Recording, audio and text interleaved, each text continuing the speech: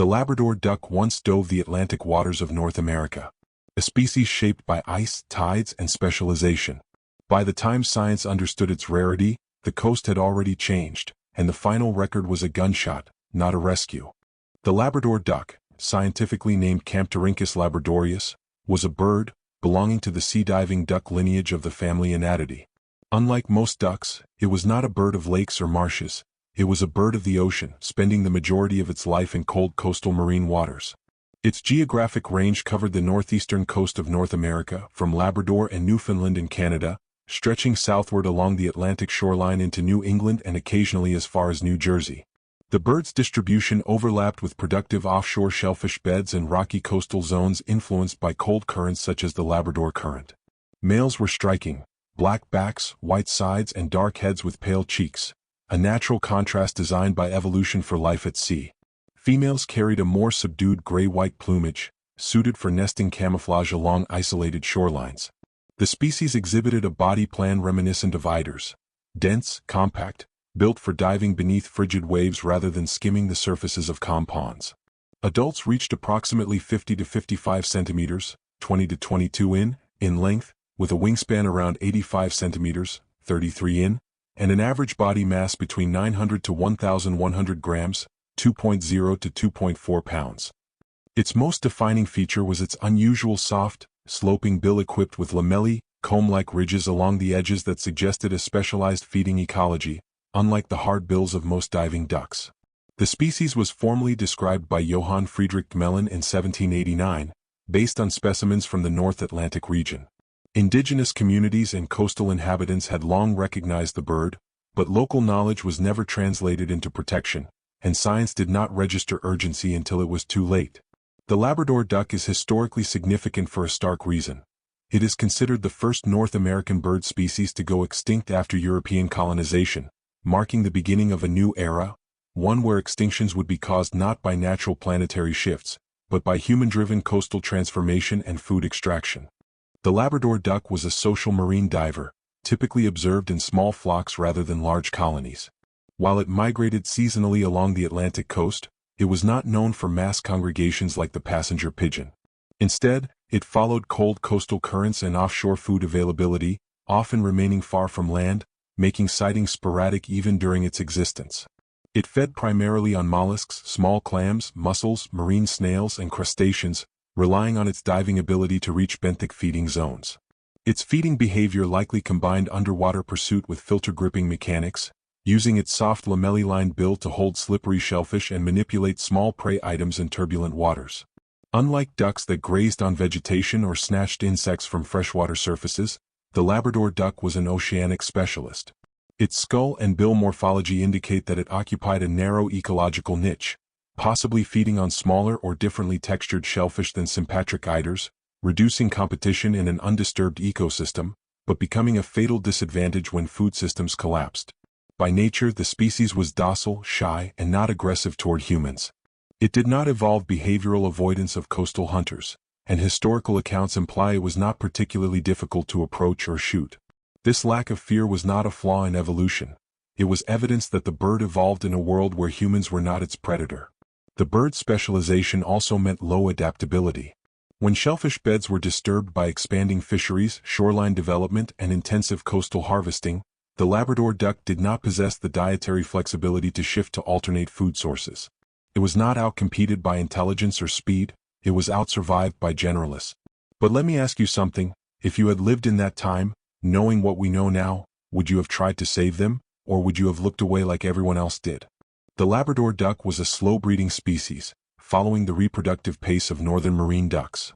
Females laid an average clutch of 5 to 6 eggs per breeding season, incubating them for approximately 28 days.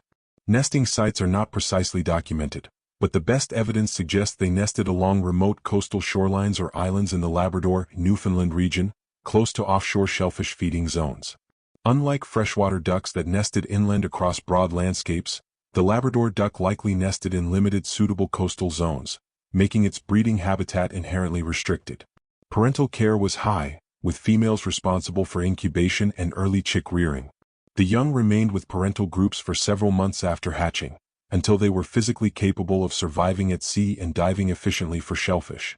Population recovery for this species was extremely difficult, not because of poor parenting, but because each generation replaced itself slowly, and the species depended on stable coastal food beds to sustain juveniles through early development. This meant one unavoidable truth. Once breeding success began to fail due to habitat disturbance and food scarcity, the population entered a decline spiral that could not self-correct. Within the North Atlantic marine ecosystem, the Labrador duck functioned as a key prey and niche diver, filling a role adjacent to but more specialized than the eider, Somateria mollissima. Its presence indicated a healthy offshore shellfish ecosystem.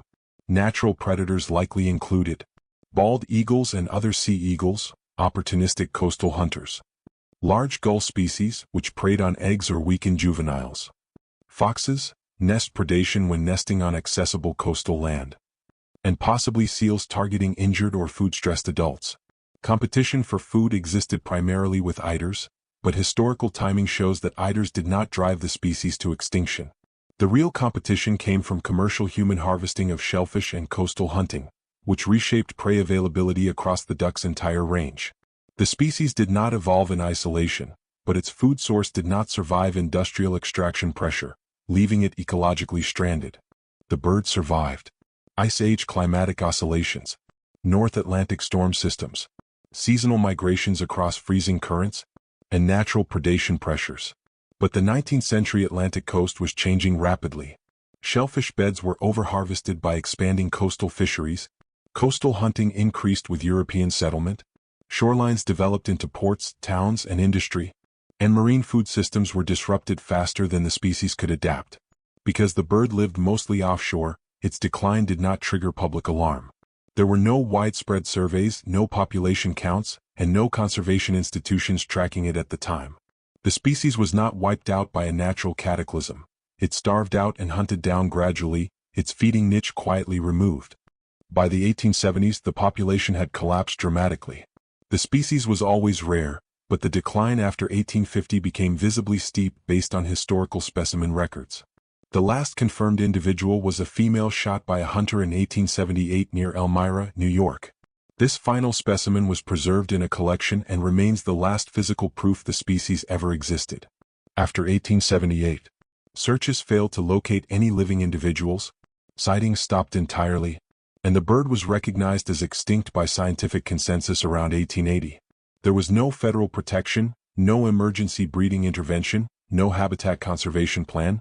The extinction was documented only after it had already happened. From a conservation science perspective, yes, the species could have been saved through coastal habitat preservation, shellfish bed protection and regulated harvesting, captive breeding programs, and legal protection of remaining individuals. But historically, action was never taken in time. Protection laws for birds in North America expanded only after other extinctions became undeniable, and the Labrador duck received no protective framework before vanishing. Its extinction shows a chilling rule in conservation biology. A species can disappear not because it was hunted the most, but because it was noticed the least. The Atlantic still churns against the same coasts. The currents still move south from Labrador. The storm waves still hit New England winters. But one thing does not move with them anymore. The Labrador duck left behind. No recovery population. No protected nesting coast. No breeding descendants. Only a handful of museum specimens and anatomical clues to a lost ecological specialization. Its disappearance marked the beginning of a long American conservation awakening built on retrospective regret rather than proactive defense.